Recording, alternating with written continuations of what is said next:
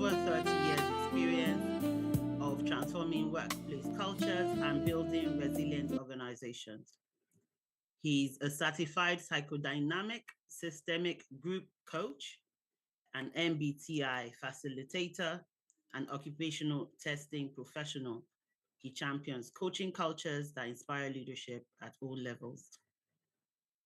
His career achievements include designing a pioneer people strategy, leading HR transformation across 13 business units, and streamlining global recruitment, cutting cycle times by 35% and cost cutting by 25%, while positioning HR as strategic partner and strengthening leadership pipelines.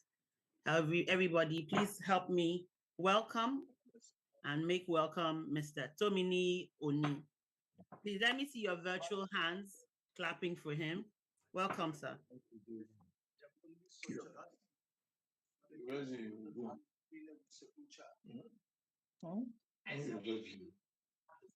All right. If I may start, yeah. So, good day, everyone. It's a privilege to be here with all of you today, and for some of my friends joining from Nigeria or from Canada and the US. Thank you very much for being part of this. I'm just going to share my slide in a bit. But before doing that, I want to say that today's theme is culture, leadership, and performance in the era of constant change. And with that, I want to focus also on the subtitle, which is highlighting the human side of transformation. So bear with me while I share my slide.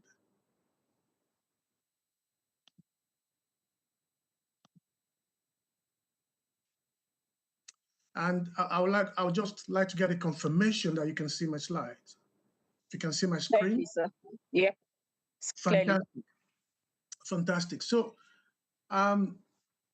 culture, leadership, and performance in an era of constant change. And of course, there's no way we can describe the climate and the environment that we live in today than to say it's an era of constant change. However, the subtitle of highlighting the human side of transformation is actually very important to me in this session, because that subtitle really matters, because transformation is often discussed as if it is mainly a matter of strategy, technology, structure, process, or capital allocation. Of course, all of those things matter, but organizations do not, and I repeat, do not transform simply because a strategy has been approved or because a new structure has been announced, not because a digital platform has been implemented. Organizations transform when people begin to think differently, behave differently, decide differently, collaborate differently, they lead differently, and perform differently. That, for me, is the human side of transformation. And my session today is going to be focusing on all of that pulled together. So we're talking about leadership, we talk about culture, and we talk about performance. At the end of the day, how do we pull the three together to ensure that the human side of transformation is really what we focus on, especially while all of us, many of us here, maybe not all of us, but many of us here are human resources professionals, human capital professionals, people and culture professionals. So very briefly, I'll just go to my session objectives. So I'm hoping that by the end of this session, we would have been able to challenge ourselves to ask in our different organizations, whether it's a one-man business, a small organization, medium-sized, large corporations, I would be satisfied today if we've been able to challenge ourselves to ask whether we are building the culture we say we want in our different organizations, or we are rewarding a different culture. That for me is the ultimate objective for me to achieve today, hopefully, and for you too. Of course, there are other objectives. So we really would like to first reframe culture, not as a soft concept, but as a human operating system that shapes how organizations think, decide, collaborate, adapt, and perform. Secondly, I would like to have examined how leadership inspires people, not only through communication, but through credibility. The alignment between what leaders say, what they model, what they reward, and what they are willing to confront. And thirdly, we would have connected culture and leadership to performance by asking a more disciplined question. What behaviors must change?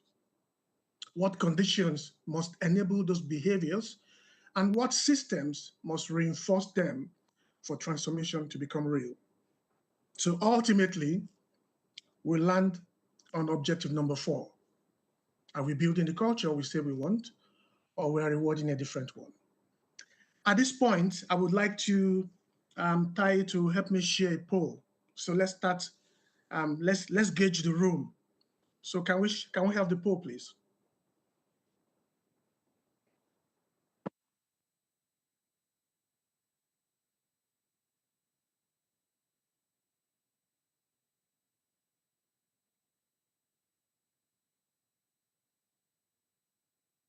I'm sorry, Mr.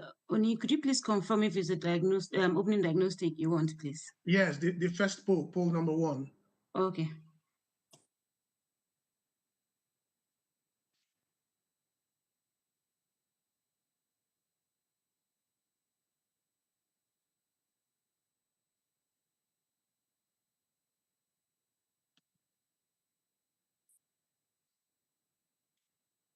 Yeah, so let's get your feel about that question. So when transformation fails, what is most often underestimated? Keep your response coming.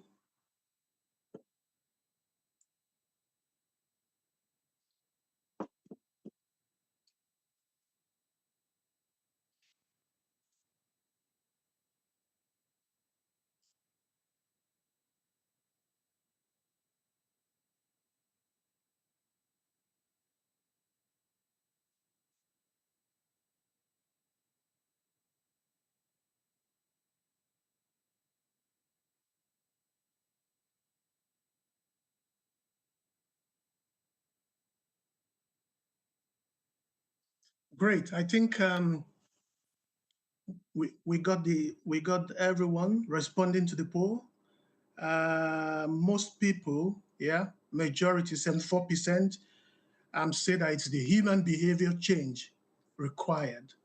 And I think next to that, 29% of people say it's the clarity of the strategy. And then thirdly, 21% communication required to create buying, yeah? And then the resources needed to execute. Yeah, we can end the poll now. Well, I want to say that all four matter. All the 4 of them matter. But yes, I mean, many people who have selected the human behavior part, yeah, I think if you're gonna rank them in order priority, maybe that could come first. But sometimes the others could also come first. So we can end the poll now, Tai. So like I said, all 4 matters. But today I want to focus on the one transformation plan that we often under design, and that is the human behavior change required to make real strategy to become real. So my central argument today is that culture shapes the organization, leadership inspires the people, and performance disciplines the system.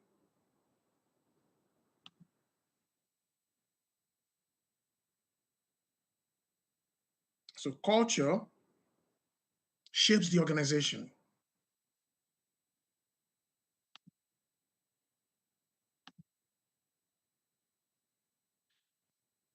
leadership inspires the people and performance disciplines the system.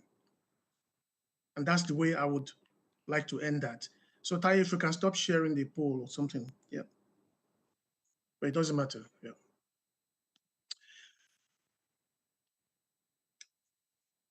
So for me, culture is the human operating system of an organization. It is the learned pattern of what is valued, what is rewarded, what is tolerated, and what is repeated. Secondly, it is what people learn they must do to succeed, what they must do to survive, and of course, what they must do to belong to the organization.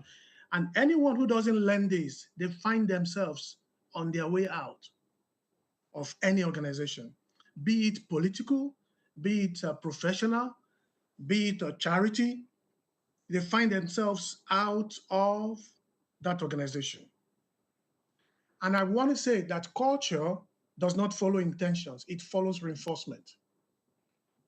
So when I say culture shapes the organization, leadership inspires the people, and performance disciplines the system, my sense is when these three are aligned, transformation becomes very possible. And when they are misaligned, even the best strategy struggles to survive contact with organizational reality.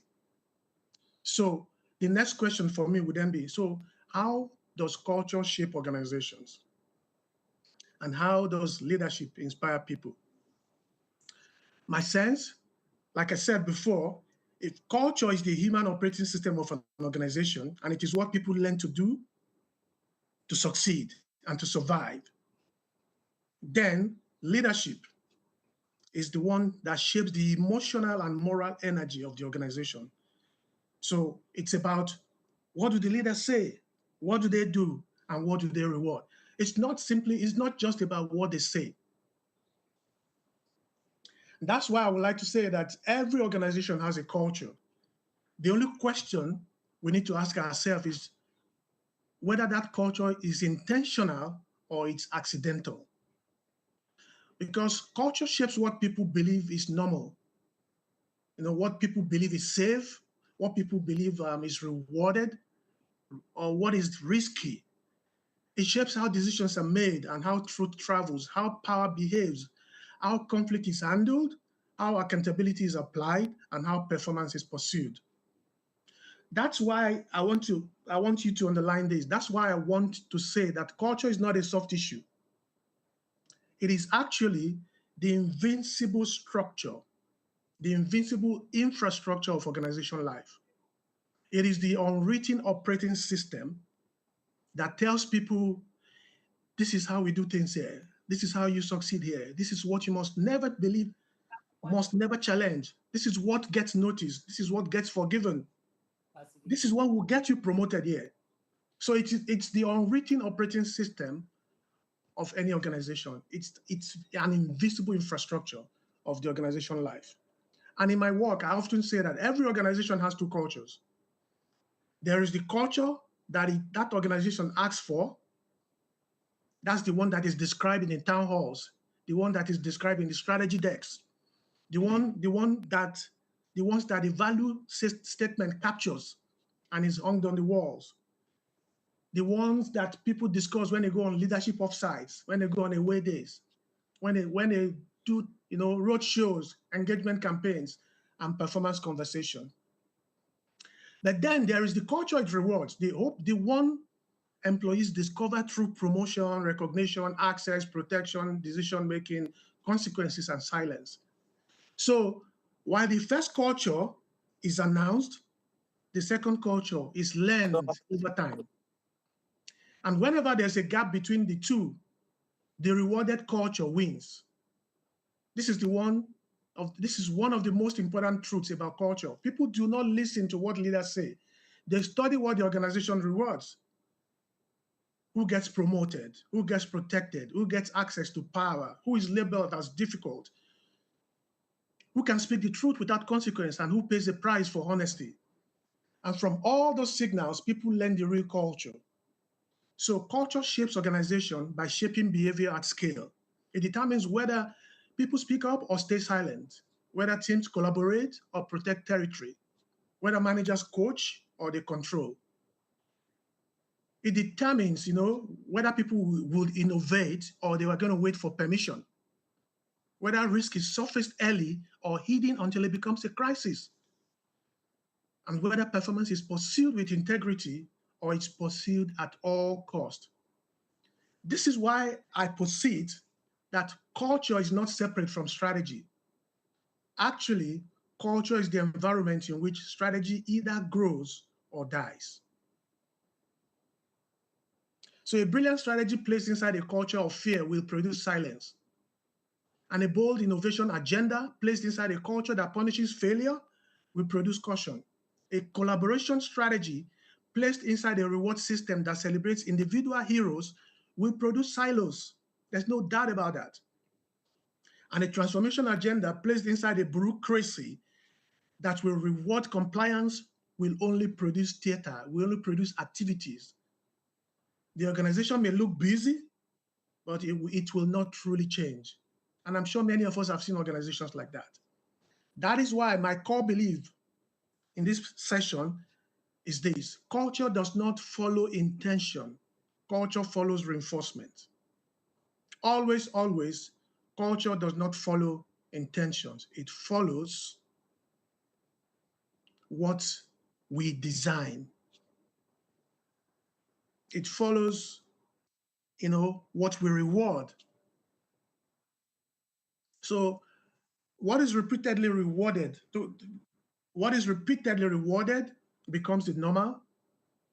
What leaders, there's a quote by one of the gurus that says that the behavior that leaders tolerate becomes the acceptable one. Yeah, just paraphrasing. What is repeatedly protected becomes powerful, and what they ignore or what we ignore becomes invincible. And of course, what the organization repeatedly punishes, it will disappear. So I say that like water, behavior finds its own level over time. The behavior of employees in an organization will flow towards what the organization repeatedly pays attention to, repeatedly measures, rewards, and protects. That's how culture shapes organizations. That's exactly how culture shapes organization. So can we have the poll 2 now, the culture pillar? What most powerfully teaches people how things really work in organization? So from the first poll, your responses are spot on. All the 4 options are important. And if we neglect one, it will affect the others. If we do one, it will affect the 3. But right now, I want to move into the cultural pillars. So what exactly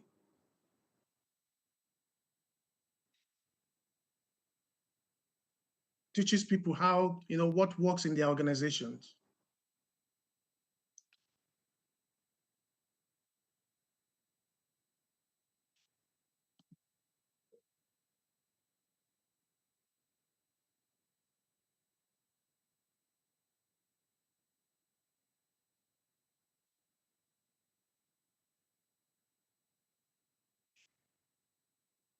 Can we have the second poll, please? And I can continue.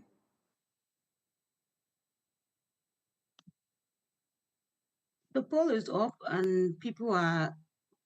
Okay, just maybe I can't see it on my own Can't screen. say. All Okay, right. maybe because you're sharing your full screen. Yeah.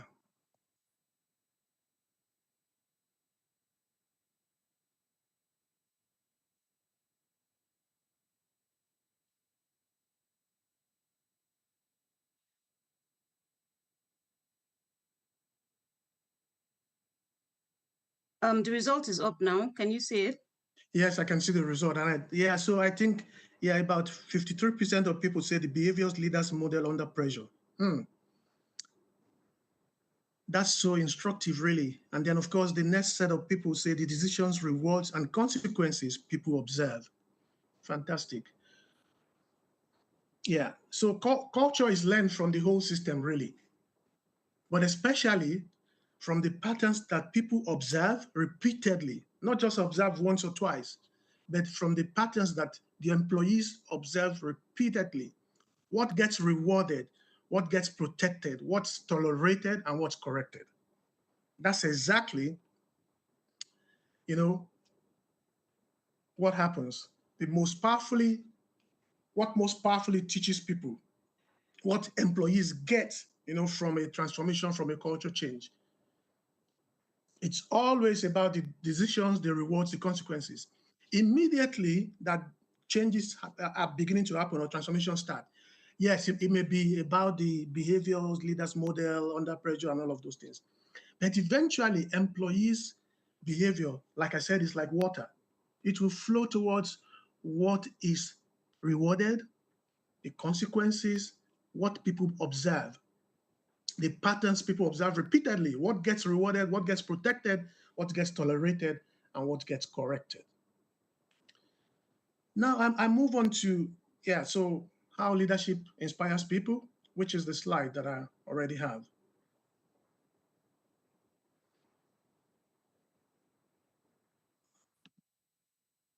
Yeah, so to connect culture, I'm trying to navigate between my system and my slide and the poll. So what kind of performance does our culture produce? That's the real question. So we're connecting performance to culture and to leadership. We need a stronger theory of change, really. And this brings me to the culture chain, which I kind of designed with ChatGPT Image Maker, because my sense is you need a strong culture chain that is very strong, and there's no chain that is broken. So you need to ensure that you start with the end in mind, which is the business result. What do we want to achieve here? What behavioral change, what strategy, whatever that we want to achieve here? We put that first with the result we aim to achieve. Then, of course, we go on to the required behavior. And many times that is missing. We also talk about the enabling conditions. So what's the environment like? What's the workplace environment like? Psychological safety and all of those kind of things that we normally talk about as HR professionals. And the support that makes them easy. Are people enabled? Are people energized? Do they have the work tools that they need and all of those kind of things? But we also look at the reinforcing systems, the systems that makes model and sustain it. And then, of course, we look at the visible evidence from the culture that we're trying to, achieve. So, and leadership has a lot of, important roles to play here, because it's not just about direction. Leadership is about direction, yes, a compelling direction for the organization, the vision, but it's also about meaning and trust and clarity.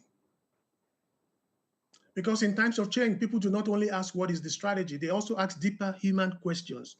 Can I trust the people leading this change? Will they protect the values when the pressure rises? Will they listen when reality does not match the plan? So leadership really inspires people. And when what leaders say and what they do and what they reward are aligned, then people learn to wait, watch, and protect themselves when they do align. Then when they align, people lean in. And I'll share one example.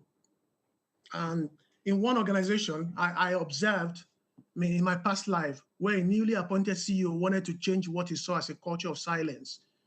People were not raising concerns early enough, and that really troubled him. So he wanted more openness. So he wanted people to show courage, to challenge. He wanted people to speak up. He wanted less silence.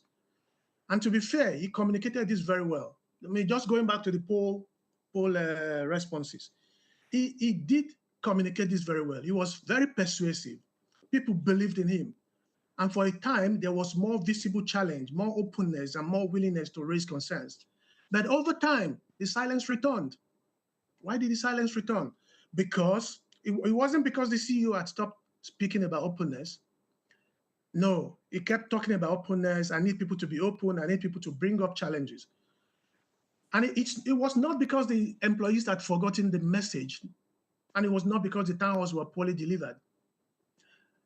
But guess what? The silence returned because employees that studied the system and learned a more powerful lesson, that the people who progressed were not necessarily those known for thoughtful challenge or courageous honesty. The people who they saw who got promoted were those who were, they really disagreed with the CEO or with leadership team. They were people who quickly aligned with the CEO's views, and they became known as the loyal supporters of his thinking. So the spoken culture said, speak up, but the reward culture said, fit in. And employees don't get confused for long about which culture carries consequences. This is the leadership lesson. A leader can inspire people with words, but people will ultimately trust the pattern. If the leader asks for courage but rewards agreement, silence becomes a strategy. If the leader asks for accountability but protects toxic high performers, cynicism becomes intelligence. And if we are asking for collaboration, but we celebrate only individual achievements, then the competition becomes survival. So leadership inspires people when it makes the desired culture believable, not perfect, but believable. But people do not need leaders to have every answer. They do not need every leader to perform certainty. But they do need leaders who create the human condition for change.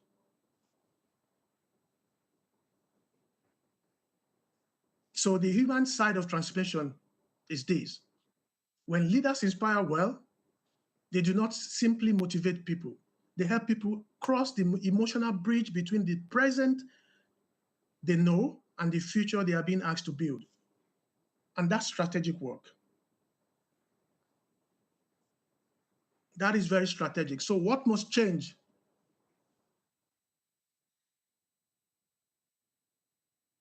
So leadership, like I said at the beginning, inspires people when the message, the modeling, and the consequences align.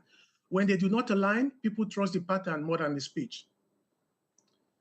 So which takes me to, bringing the three together. Culture shapes the organization, like I said. Leadership inspires the people, but performance also disciplines the system. So let's talk about performance. Sometimes we do get into some false debates about people versus performance. And some leaders will think, oh, caring too much about people means lowering the standard. And some of us HR professionals sometimes also say, well, if performance, performance is a threat to humanity. Oh, if you raise it too high, then people begin to fall off. Well, for me, both arguments are wrong. The best organizations do not choose which between people and performance. They understand that the sustainable performance depends on the conditions that allow people to do their best work, and that a healthy culture must also deliver meaningful results. So I posit that performance gives culture discipline. It disciplines the system. So without performance, culture will become sentiment. And of course, without culture, performance too will become like it's laborious. We're extracting performance. And of course, without leadership, both of them become inconsistent. So the real question is not whether we focus on culture or performance. The real question, like I asked in my initial mail, is what kind of performance does our culture produce? Does it produce performance through fear or exhaustion? Or does it produce performance through trust and clarity and accountability? Both styles will produce results, but only one is sustainable. And this is where people and culture must become much more precise.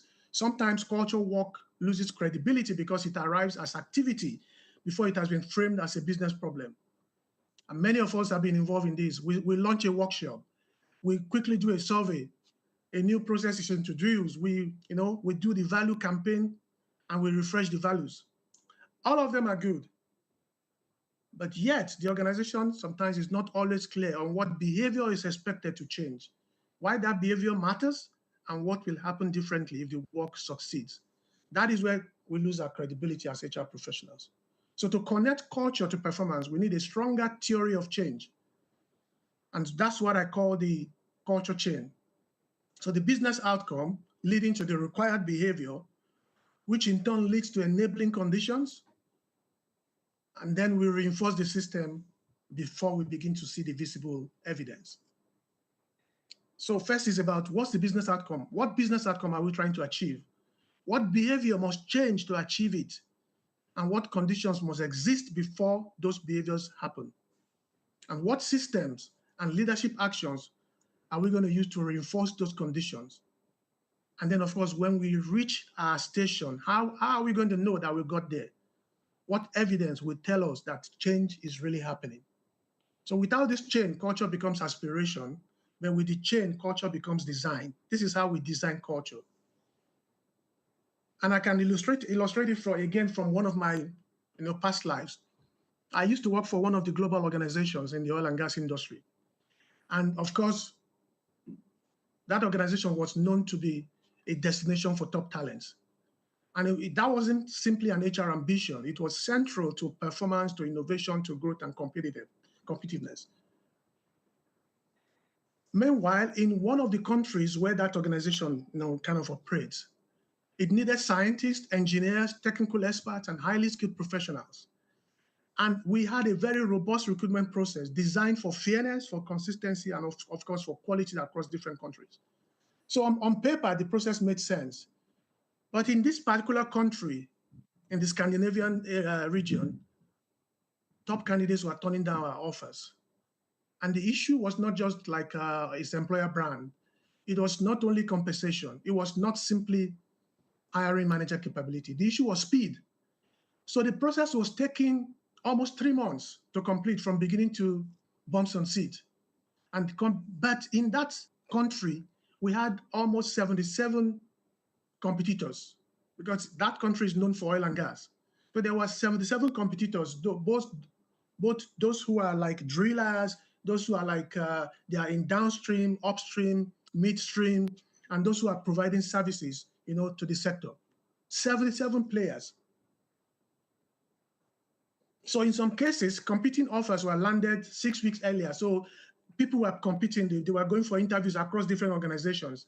And sometimes they get some offers 6 weeks ahead of us. So in that sense, when we talk about what was happening, it was like we were asking for talent competitiveness, but the system was rewarding process compliance. And in a scarce market, process compliance was very expensive. So a world-class recruitment process became too slow for the market. And then it can become a world-class way of losing talent. And that for me was a performance lesson. It showed me that culture is not only about behavior, it's also hidden inside processes. It reveals to me whether the organization values adaptation or compliance, whether we want to focus on global consistencies or we want to allow local intelligence. So performance really should force culture to answer the question, is this working or is it not working? Not simply whether we like the language. Are decisions improving? So bringing the three together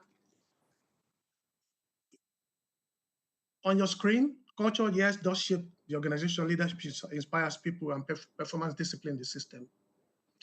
So culture without leadership becomes inherited habit. Like I said, leadership without culture becomes personal charisma. You're just exercising your communication style.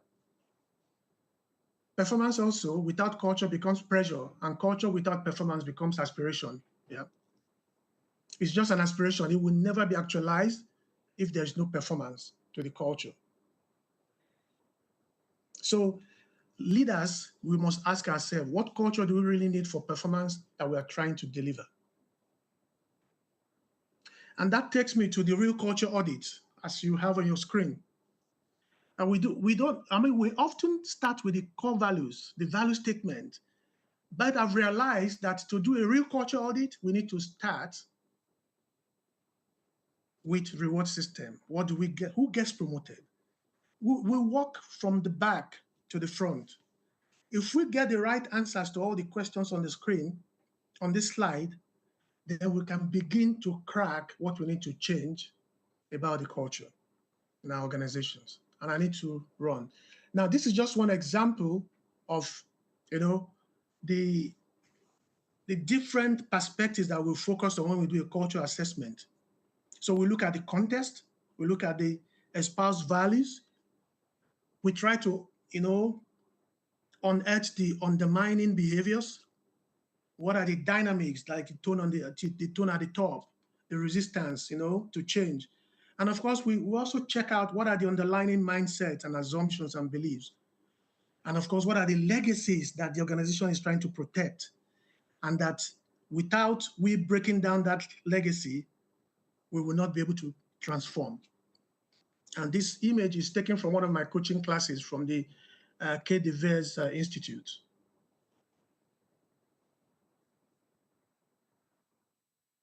So closing the leadership challenge, which is like the slide that I would like to, I think is the last slide.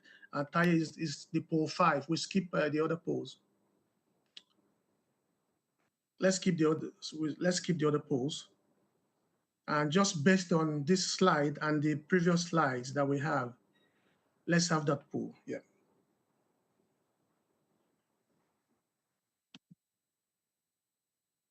It will be poll 5, the last poll, I think.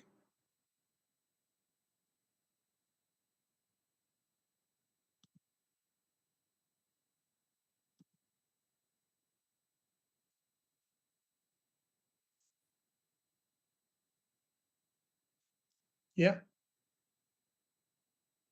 So what is the hardest culture question for leadership teams to answer honestly? If they are to answer honestly, many of us here are leaders. So is it the behavior that we tolerate because some of those behaviors deliver results? Or is it the who gets promoted in our organization and what that teaches others? Or is it about what employees believe is safe and unsafe to say out loud? So they say it behind? Or is it about our system and our reward system, whether it's rewarding the opposite of what we say we value? So if you can share yeah. Okay. I see that yeah. So majority of us will pick the last option. Which part of our system rewards the opposite of what we value? Thank you very much. We can just stop. We can stop the poll. Yeah. Yeah. So really, these are not soft questions. All the questions in the polls are not soft questions. They are leadership questions, they are performance questions, they are risk questions, and they are transformation questions. So let me close with this. In an era of constant change, we need culture, we need leadership, we need performance, but we need them, the three of them, to perform together, to work together. And none of that was going to happen by accident. It's because culture is not changed by desire, it is changed by design. And the culture we ask for may inspire people for a while, but the culture that we reward teaches them how to survive. And in the end, people do not build their behavior around what the organization says once in a quarter, what we say in the town hall. They want to build their behavior around what the organization proves every day. So before launching the next transformation program, culture initiative, leadership campaign, values refresh, every leadership team should ask 3 questions. What are we asking for? What are we rewarding? And where is the gap? Where is the gap? Because the culture that we reward is the culture that we choose. In the image on my slide that you can see,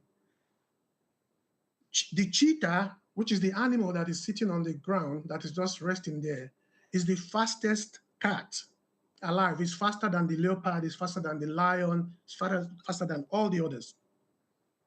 So sometimes the environment that we create could sometimes limit the actualization of our strategy. So when a cheetah that can run around 100 to 120 miles per hour suddenly is limited to a speed of 40 miles per hour, then we begin to ask ourselves, what we ask for, is it the right thing? What we reward, is it the right thing? Because sometimes we can hire for speed, and then we build a system that teaches people to slow down. And you can come up with any other examples. But I say finally that the culture that we reward is the culture that we choose. There's no other way to embed a culture than that.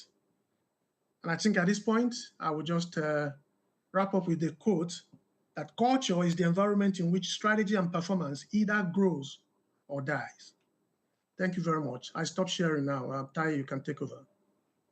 Thank you so much. Thank you so much, Mr. Tomini Oni. Please help. I want to see the virtual hands giving him a round of applause, a standing ovation. We're standing, even though we're virtual. Please, I want to see your ovation for this awesome presentation. On the chat, we have Professor Mark Igile, I hope I did not murder the name, with a number of comments about the presentation. He says, indeed, this is a phenomenal presentation. And another comment there from Mary Lanyon, it says, it's so essential doing the groundwork to create the right conditions is where the real work is, but where it seems the least time is spent. Victor Ayola says, if the leader asks for courage but rewards conformity, that's thought-provoking. There are so many comments on there in the chat room, and indeed, I have been writing a number of things down because indeed this was extremely, extremely valuable. Chief amongst this is culture is not what you plan, it's what you choose, which is usually what you reward. So a lot of people plan a lot of things around culture transformation and thinking, like Peter Drucker rightfully puts it, indeed, culture will eat every form of strategy for breakfast. And so people will put a lot of planning and actions behind culture, but they will act differently when it comes to performance management and the kind of behavior that is being rewarded. Thank you so much, Mr. Oni. This was a very, very valuable presentation. We're going to go straight ahead to the question and answers. And please feel free to raise your virtual hand so that your question will be taken. I think, Taye, please help me monitor that as people raise their hands so that in case I miss anyone out there. Thank you. So we'll take the question and answers right now.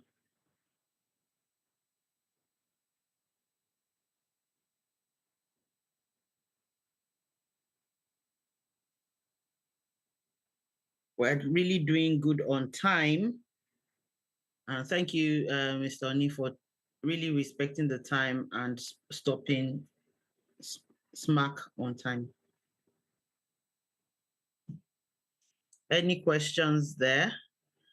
Yes, we have a number of comments still coming through on the chat, in the chat room from the people. I'll read that while we wait for anyone who has any questions to indicate by raising their hand. I see Mr. John Wizzy. I hope I'm not missing, I'm not murdering your name. Please come off mute and ask. John Wesley. Wesley. Okay, Mr. John Wesley, please come off mute and ask the question, please. Thank you very much, Tommy. That was a great presentation, and I'm sure those of us who are in this event will agree. My question is, you made a comment which I wanted you to probably bring clarification. You said with the constant change that we're experiencing, that the current theories of change that we currently have will not hold water. So do you have any you have proposed, or what are you thinking about this statement that you made, which I think I agree with, you know? So that's my question. with respect to the presentation you made. Thank you. Thank you, John. Lola, should we take more questions and we answer them, or this is the only question so I can then answer? So far, that's the question I can see. That's the only hand I can see up. And Taye, if I've missed any, please let me know. But so far, that's the only question. The rest are comments, all saying it was an excellent job. So you may want to take that question. Fantastic. Okay, there's another hand up. Sorry, I just saw another hand up from Professor Igile. So, Prof, you may come off mute and just quickly ask your question. So that thank you, moderator. And I also want to thank you, Tomini Oni. I'm not surprised with this excellent presentation because I've been part of you for over a decade, almost 20 years now. And this presentation is a laudable one. Now, my question is looking at, performance dynamics, evaluating performance. I want us to take a look again at the culture and the way in which you also place in environment. How do we really analyze a performance or, looking at performance with a culture that has different, different emphasis? Okay, so that is my question. How do you really analyze, or put the question in another way? How do you truly analyze performance in a conflicting culture dynamics? Thank you. Great. So I think those are the questions for now. Maybe you start answering them. If it prompts other people to raise their hands, then we'll go ahead. Great. Yes, thank you. Thank you, Lola. Yeah. So I think the first question from John was about the theory of change and what I said. So really, I did not say, or I would not say that the theory of change no longer holds water. I think my point was that we need to always have a theory of change. And when I look back at my career, last 30 years or 33 years now, I think it's only about 3 years ago or 4 years ago that we began to talk about theory of change.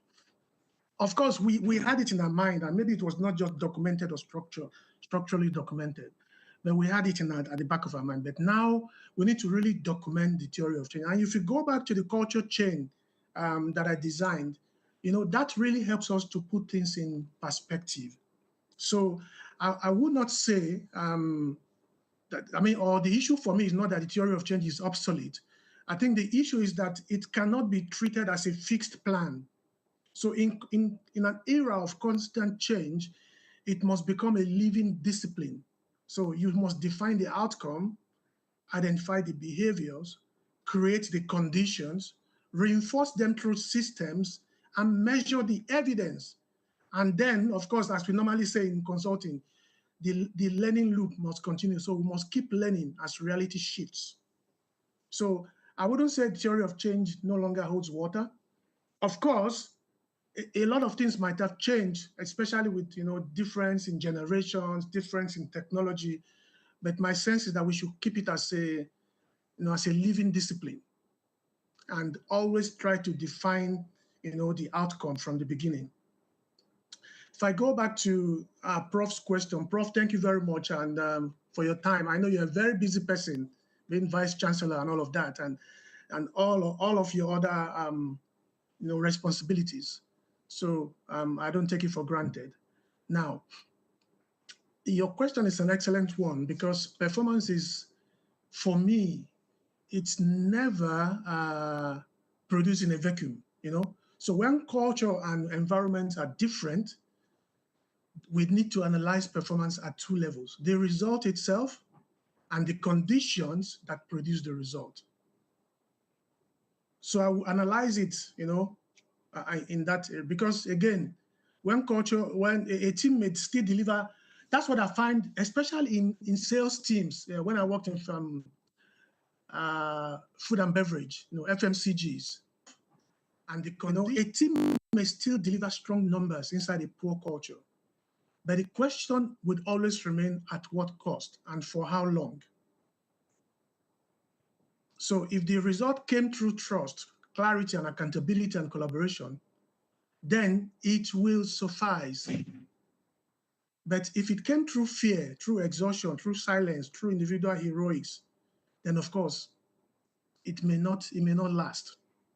And sometimes what you find out is that 2-3 years later, you just discover that some of the results were actually false. People were making them up because the environment created for them to produce that result was just too toxic. We just wanted to show result anyhow, just let people know that we're working. But again, we're not working. So I would analyze this in 3 lenses. First, performance outcomes. Are we achieving the numbers? Second, performance conditions. What culture is producing those numbers? And third, performance sustainability. Can this way of performing continue without damaging people, trust, risk, innovation, or retention? And this is the reason why culture matters really, Prof. So, and you go back to my slide, is that question that I asked, what kind of culture is producing this performance? And is it sustainable? That for me is a bit, and it's always a challenge when you look at organizations sometimes.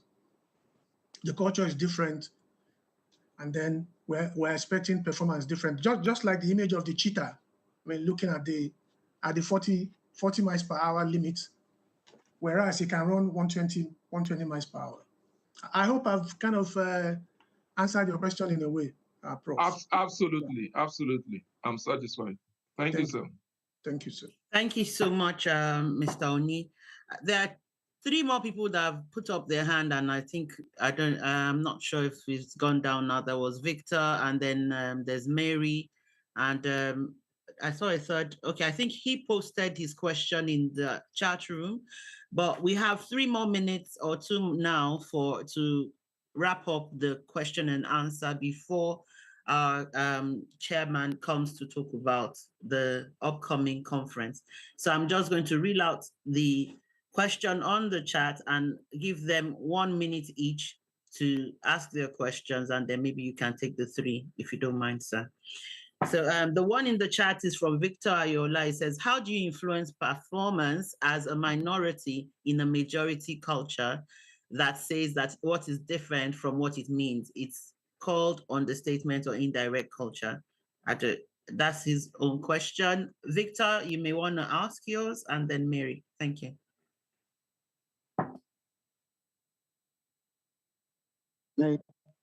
Thank you. Good day, everyone, and thank you so much. I think my question was really I'm trying to bring this to more practical. What I want to just make it more practical, and because particularly on when the organization is speaking about a particular culture, they come to you as HR, because I'm in HR, and they say, okay, this is the culture that we want. Whereas that same organization is practically doing the opposite. Now, the expectation is also that people continue to deliver on that same culture that is non-existent. So now, as HR, how do you, probably strike a balance and ensure that somehow you still get your own part of the job done? Because, one of the things that I've learned over time is that, everything still falls and, borders on leadership. But let's assume that leadership is not living what we have all agreed. And somehow you as a child still wants to sustain the business and keep it going in such a way that you continue to retain people, the best of them, and then still deliver on that same culture that was agreed, even though you don't have the right support. So how do you just find a way around it and somehow continue to win as HR? Yeah. So thank you very much, Victor. The 2 Victors. That's why I quickly went and started sharing my slide again, just to put this back on the screen. So I go back to the first Victor's question, which is around the micro culture, which is the culture that is kind of right, and then the majority of the culture, which is like maybe the culture that is not really right for the performance that the organization is asking for. Many times people do things with ignorance. And so the more we are able to document things and show them, especially when we show them powerful stuff around this culture change, So for me, if I'm going to have a discussion, and that goes for Victor Gulaya too, if I'm going to have a discussion with anyone in my organization around maybe the wrong culture, expecting the right performance, and etc., I will put, all our strategy. If we have a strategy 2025 or 2030, for example, I'll put all the results we aim to achieve here, for example, and then I will blank out anything. I'll leave these ones like this, and then I'll be asking them, this result that we aim to achieve, what behavior do we need to see consistently in order to be able to achieve that result? I will allow them to be the ones responding and documenting this. Yeah, and we'll do all of that up to the end, and then I then ask that question. You remember the question about the culture audit? Yeah. So I will go back and then ask, going back to this chain, today, what behavior do we see? And what behavior do we get? Who gets promoted? On what basis? What did they do? Who gets protected? Who's getting the biggest project? Who are the guys, in charge of the biggest project? How do we reward people? Of course, some people can be very adamant and or sarcastic. But you see, this particular process, when you go through the culture chain and the culture audit, they can't lie about it because there will be evidences. There are facts. Those are the kind of discussions that you engage in that changes people's mindset sometimes. Even founders who are very strong, their business has been on for 100 years, 60 years. They know what they do. They know how they do it. They know their business inside out. And they find it difficult to change certain things. This is the kind of conversation that we need to have with them. Now, will that change people's mind all the time? Maybe not, because human beings are different and some people just refuse to change. But that's why I would say to the first Victor, I will not stop role modeling the change and the behavior that we require just because the majority are demonstrating the opposite behavior. I hope that answers your question. But thank you for asking them. Those questions are great.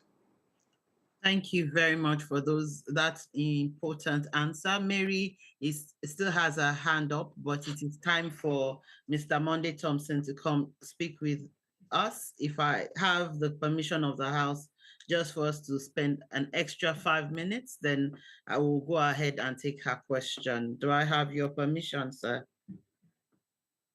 Mr. Monday. Yes, you have my permission. Okay, thank you. Lola. Mary, please go ahead and please ask your question as briefly as possible. Thank you. Thank you. Very quickly, I've had the privilege of practicing here in Nigeria and internationally. And what I'm concerned about is leadership visibility. Now, you talked about the groundwork to ensure that we have the right environment. Oftentimes, I find that leadership visibility is absent here in Nigeria, in the whole process of that culture by design journey. So how can we get the leaders to be much more visible in the whole culture design process, not just a case of giving instructions, go and change those people as if they are the ones with the problem. I don't have to be a part of this transformation process. Thank you very much. Thank you, Mary. That's a very, very intelligent question and also a very thoughtful one.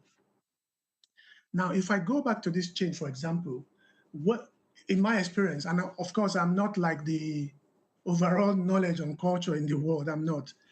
Now, what I discovered is that many of us make the mistake of trying to make culture an HR program.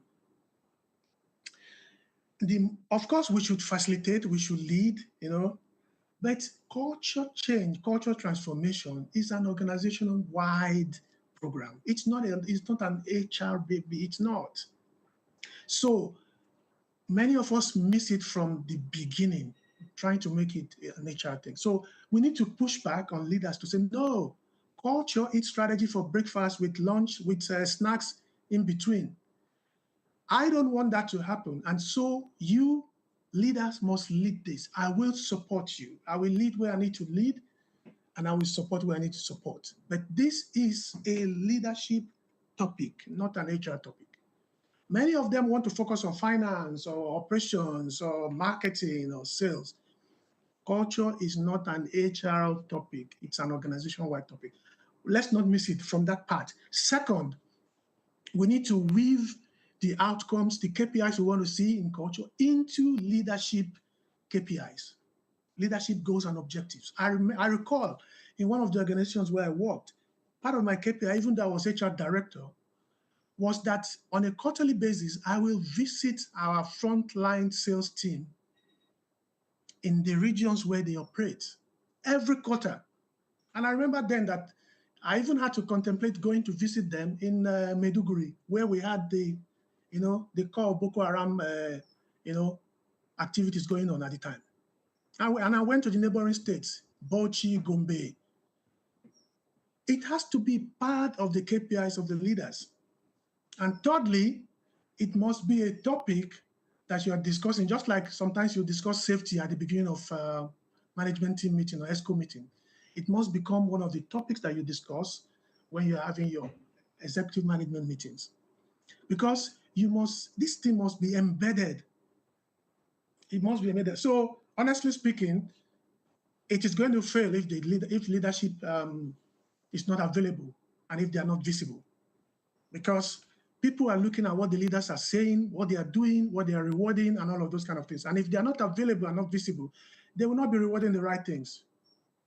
I hope that answers your question, Mary. But thank you so much. It's very intelligent and thoughtful one. Thank you so much, Mr. Tomini. That was a brilliant one, and I believe that we all had a wonderful time learning about leadership, culture, and intentional creation of the culture. Also, we learned that the culture is not to be left to the HR department alone. Quickly, I'm going to hand over to Mr. Monday Thompson, who is the chairperson for the conference that is right on the way. And I'll be handing over to him now. Mr. Monday, you have the floor, the committee chair for the conference planning committee. All right, thank you so much, Lola, for coordinating this session for us, or for actually leading the conversation with Mr. Tomini. Special thanks to Mr. Tomini. We don't take you for granted. We really appreciate your contribution on this particular topic. Thank you so much for the insightful facilitation, the sharing of knowledge, and very practical, to say the least. Thank you so much. And then remember, this is just the beginning of the conversation, right? There are three ideas that are worth carrying forward. Culture shapes outcomes. I'm sure we have our note filled up. That's part of what I wrote down. Because every behavior determines whether strategy becomes real. Leadership builds trust because people need clarity, consistency, and visible example during uncertainty. And then we also heard about the performance bit of it. Performance adds value because positive intention must become accountable result. So a whole lot has been said. I'm sure the team will also be able to make some of the recordings or the presentation available. There's still a lot that we need to still sit on as regards to this topic.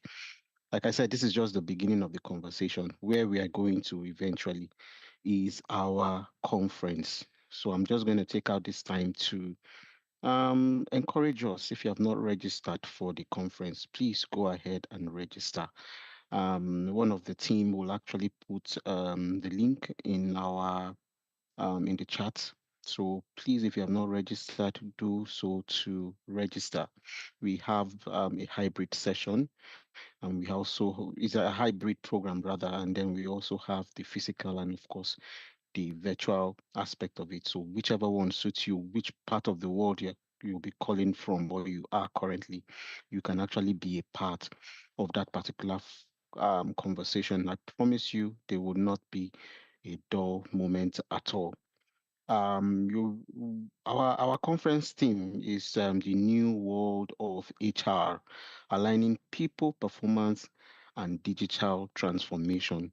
People means capability, trust, inclusion, and employee experience that enables contribution. We've heard a whole lot today, but come for that particular conference. Come on the 11th and 12th of September. You are going to be getting more insight into this particular topic. Be part of the conversation. Come, learn, share, connect, and be part of the team. All right. And then the other bit I want to encourage us about is if you have not yet joined the CIPM UK branch and you are within the UK, or you know somebody in your space who is not in the conference or who is not part of the branch, please do invite them. We want to see more people join us, bring their own contribution to the team, and also see how we actually um, contribute to the larger conversation that is happening within the HR space and leadership space. So we'll have opportunities to share what we have, what we can share, and also learn from the team. We have a WhatsApp group that we belong to. So once you actually um, register to join the branch, we will actually give you access, and a whole lot of resources are available there. Even Mr. Tomini is actually part of that particular WhatsApp group. So you'll be sure that you are always connected and you're also getting fresh ideas that is happening within the HR space and the leadership space without any delay. All right. The other thing we also want you to do for us is also to follow our social media platforms. We have LinkedIn. All right. If you're not following us already, please go online. I'm sure the appropriate person will also share the link to our LinkedIn page. We also have a YouTube channel. We also have an Instagram handle or page. So please take out time and then follow us on all our social media platform, and you will be glad you did. Remember, our emphasis is for you to also register, join, and then follow our CIPM UK branch, and we will be here to welcome you. So thank you so much. I want to see all of us also at the next Avatar conference, which is happening in London. Yeah, the address will be on the flyer that will be shared from the 11th to 12th of September. And then also, finally, for this particular conference, for this particular pre-conference event, we would like to hear your feedback. The feedback link will actually be placed in the chat. Please go there. Let us hear your thoughts. If this was actually worth it. What would you like us to improve on? What topics would you like to see? Just put it in the comment space there so that we can actually work towards it. Is there something you want us to address even during the conference? Please go ahead and just put it there. We'll really appreciate it if we can hear or get a feedback from you for this pre-conference event. Thank you so very much. And I want to hand over to Lola Thompson. Over to you, Lola. Thank you.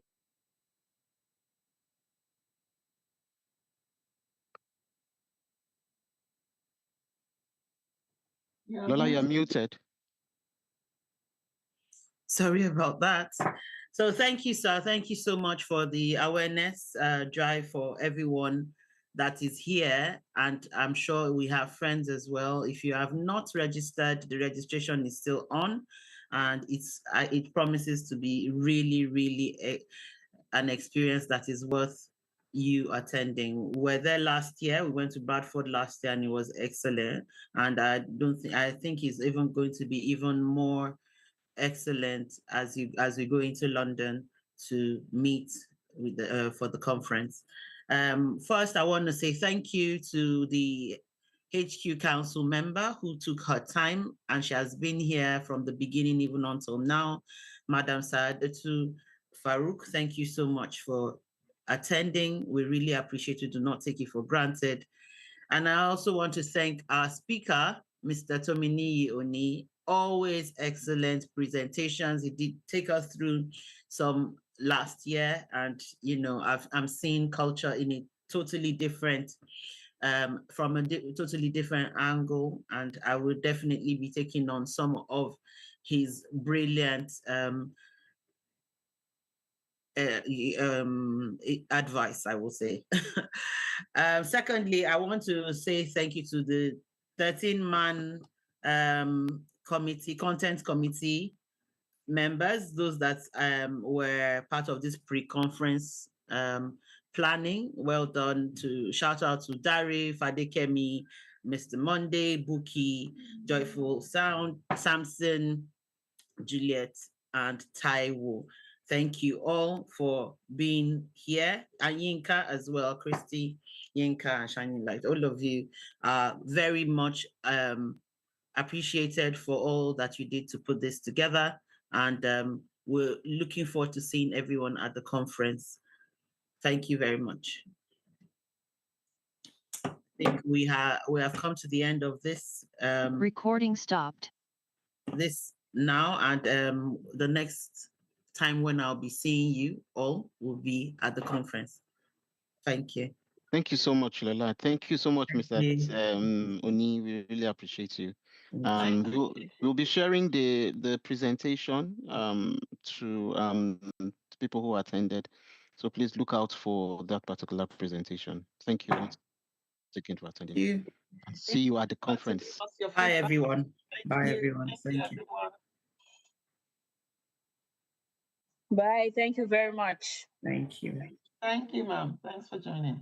Thanks for joining, everyone. Bye, everyone. Thank you. Thank you. Everyone, thanks for having me. Bye, everyone. Thank you, Salamatu. Thank you. Thank you. Thank you. Thank you.